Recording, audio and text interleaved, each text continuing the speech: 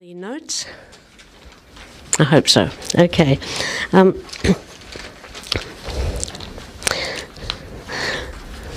very conscious that the basic model of curriculum design that we looked at yesterday will be very familiar to some of you, perhaps less familiar to others. But it was worth, I hope, just going through that because it's a model that can, it's not the only model, but it's one that can be adjusted, used in different ways. And I just thought that it would be good for us this morning to have a quick look, very quick look, at some alternative and innovative types of programs. But almost every curriculum model would begin, or probably should begin, with a situation analysis, looking at the context, looking at the needs, and formulating some kinds of objectives. And it's beyond that point then that the design often goes in different directions. And I've noted down a few things here. It depends, of course, what we're looking for. Some programs aim primarily to train pastors, others to train everybody in the church. Others have a focus on Sunday school teachers, youth workers, evangelists, missionaries, So all of those needs would lead to somewhat different programs. There are a number of possible models that can be used, and many more than I've listed here, and some of you will know of other models. First of all, of course, there's a traditional Western curriculum, typically used in many Bible schools, many TE programs, so I'm not going to go through that again. You know the sort of things that go into a typical Western-style traditional curriculum. Some different models include, for example, what we might call a contextual thematic curriculum. One college that has used this quite a lot is the United Church in Papua New Guinea, in their Rorongo College, where their approach to meeting the needs and the learning objectives creates courses that are quite different to those in a traditional curriculum. Some of the examples I'll give you are from colleges, because they can still be used in extension or other methods. And the contextual thematic curriculum picks up important biblical themes and important contextual themes and builds the curriculum that way. And a lot of the topics from traditional curricula are covered, but they're organised in different ways. Sometimes it's useful to think of an analogy of a pie or a cake. There are many different ways in which you could cut it and distribute pieces, and so there are many different ways to organise the content of a curriculum. In this approach, just as a quick example, the first year first of all has preparation for study. Then there's a strong theme on practical Christianity, developing a strong personal devotional life, principles of Christian living in the particular country and culture, Christian family, and so on. And then some overviews to put other material in context, an overview of church history, of doctrine, and so on, and the Bible. And in the second year, the major theme is Christians and the church. So there's an introductory year, then there's Christians in the church. So what does that cover?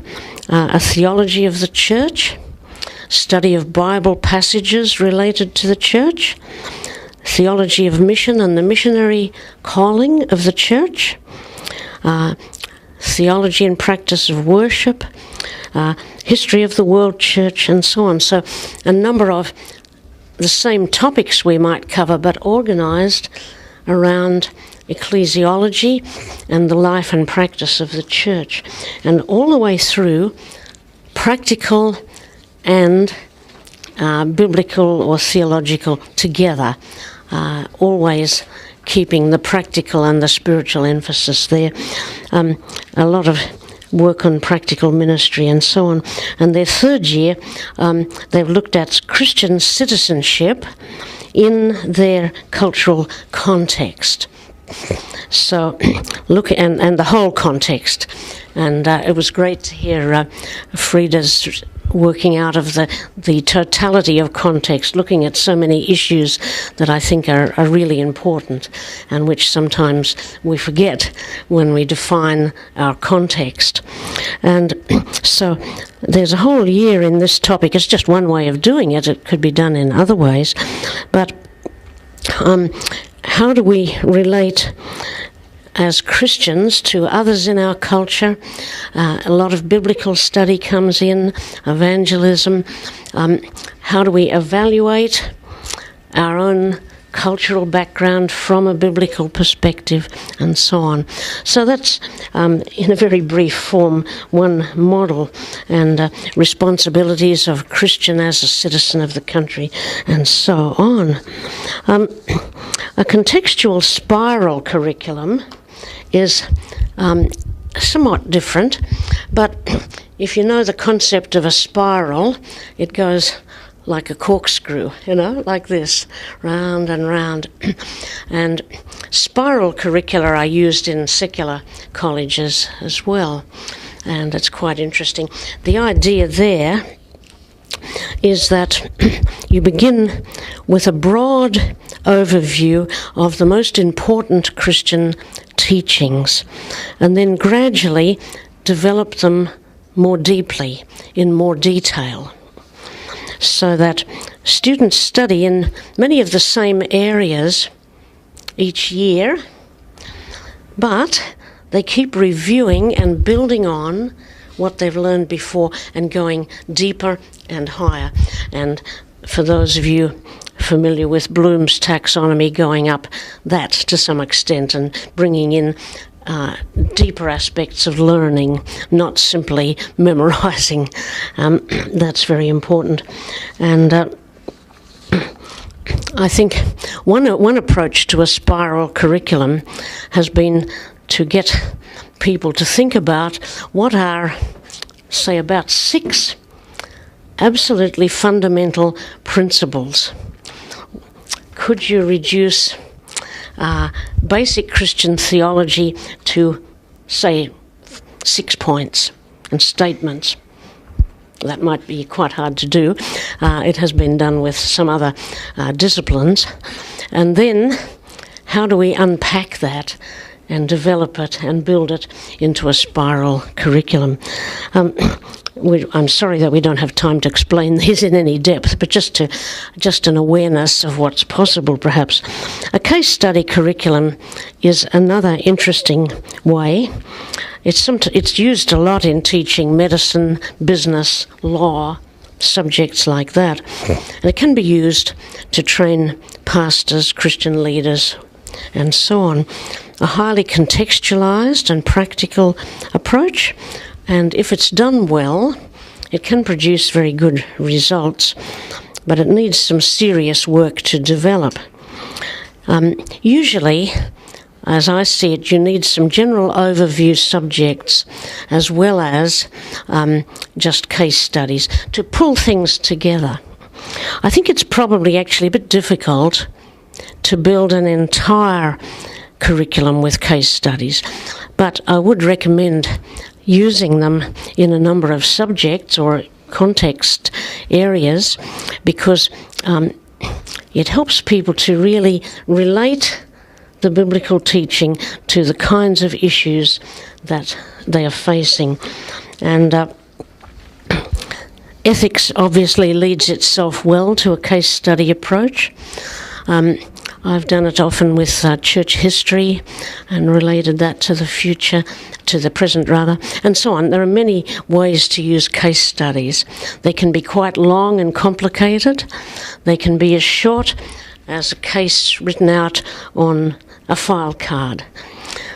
They can be presented in a series of slides or a little bit of video, or just with one cartoon with some speech balloons.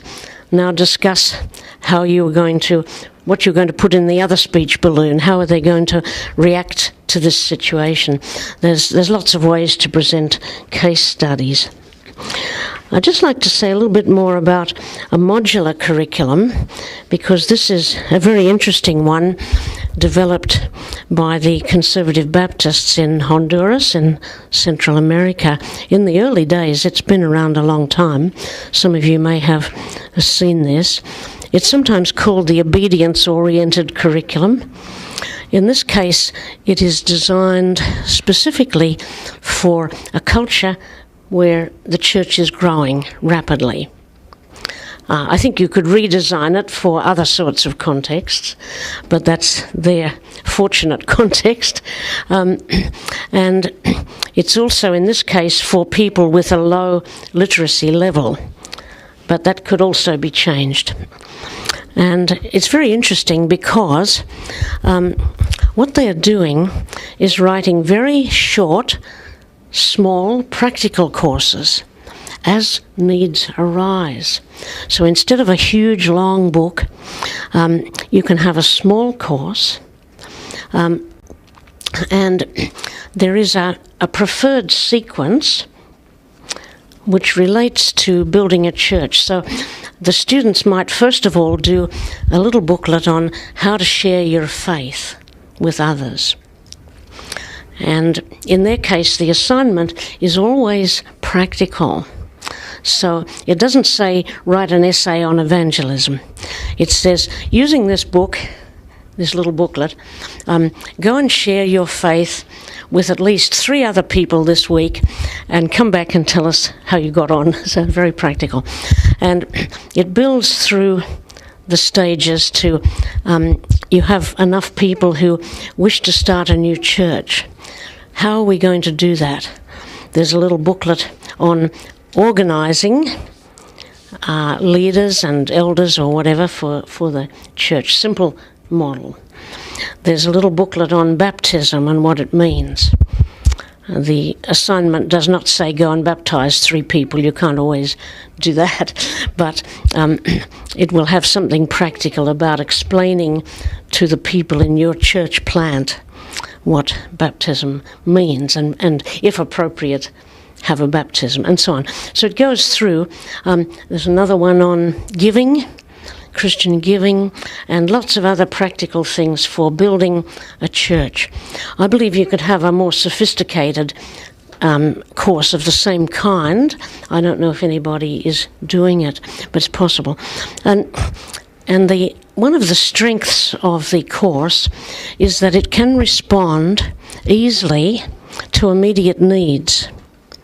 So suppose that the Jehovah's Witnesses are coming to town and creating problems. You don't have to say, well, sorry, we don't do the false cults course until the year after next, or it's not written yet, and in the meantime you lose half your people to the Jehovah's Witnesses. No good. So with this approach, a short, simple course can be written, and they hit multiple targets in the one course. So they would have a teaching on the Trinity, which is important for reaching Jehovah's Witnesses, and a few other things. So there's a response to immediate needs. There's also a degree of individualization, so that this person, this student, has some different needs to that one. And the course, with the little short modules, a week's work each, allows that sort of flexibility. So it's a very interesting model, which I think deserves to be studied and used more. Some of you will be familiar with that already. That's one of the more interesting ones. Another interesting model is a contract curriculum. And one example of this was in a college. It could be done fairly well with TE, I think. It was done in a college where they had to change the curriculum because they had a student revolt. If you have a student revolt, you decide that maybe you had better do something. And hopefully none of us will have that reason for changing. And this is a BTH program, but contract learning is quite a common concept in education. So what you are doing, or what they did, is to look at each student's needs, each individual student's background and ministry goals. And then they would give them credit, what we call RPL, recognition of past or prior learning. They have learned X, Y, and Z, so they don't need to do that again. They've had a lot of experience preaching, so let's count that towards their degree. But what are the gaps? What things haven't they learned? What things do they need to do? And so each student would take some of the courses on offer, would get recognition of prior learning for other things, and for their own particular ministry needs, they can work out a contract. That is, they sit down with the facilitators and work out a program. What will I read? What will I study? Perhaps I'm going to do it with my wife or husband or somebody else together, and we're going to, in effect, sign a contract that this semester we're going to do this reading, that practical work, this written work, whatever. And you just have to have some resources available for them to do that.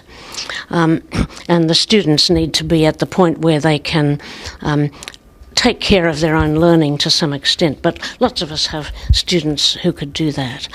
And so you don't always have to run a complete TE course for everything if you use a contract model, and especially in more sophisticated areas where people have internet access and so on.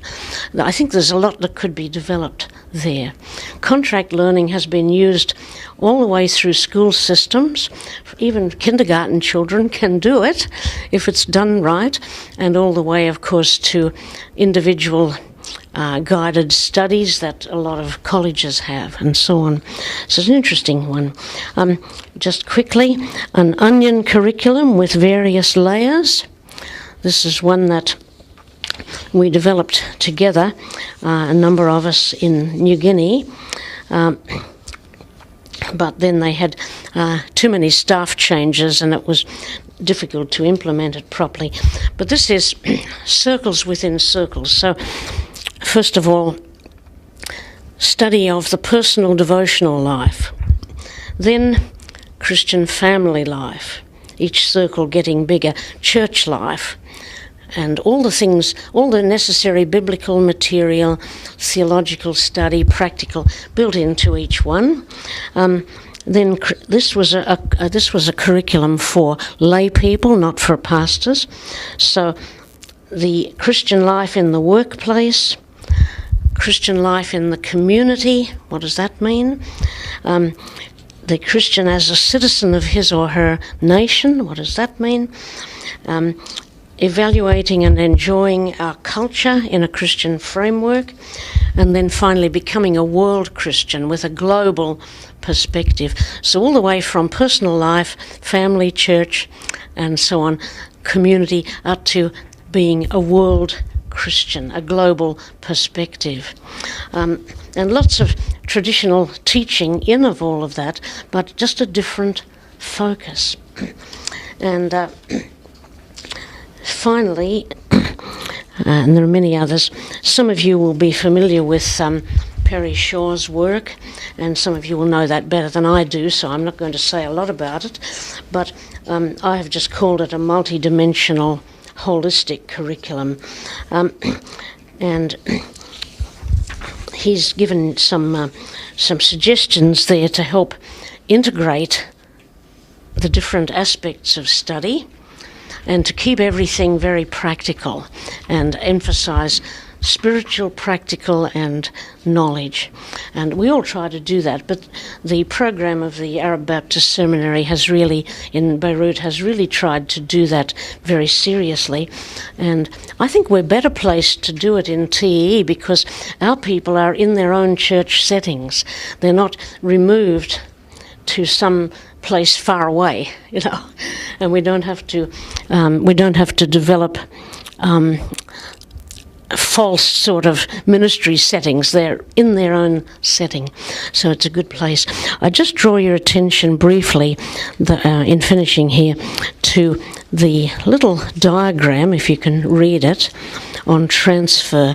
This is such a critical concept. Transfer in education of any sort is vital, but it is often difficult to attain. What do we mean by that? First of all, from theory or theology to practice.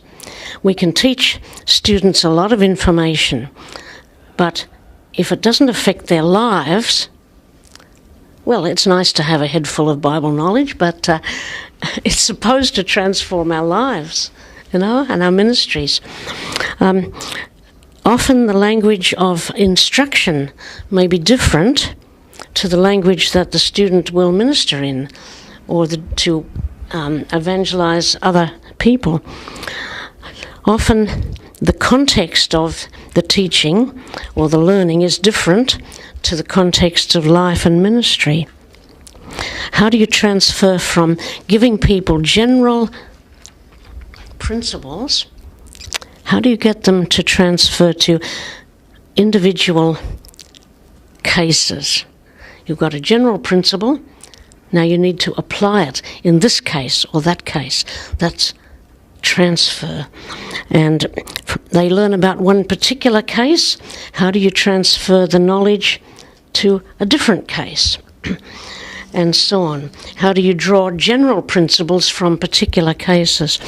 Research suggests that even the best and the brightest in universities often have great trouble transferring what they learn in their classes to real life and practice. So this is a critical thing for us. And Perry Shaw has suggested some ways for doing that, and there are a lot more that I didn't have room here. But I do want to draw your attention just to the critical importance of transfer in our teaching and learning, and how can we help that to happen. Okay, so thank you.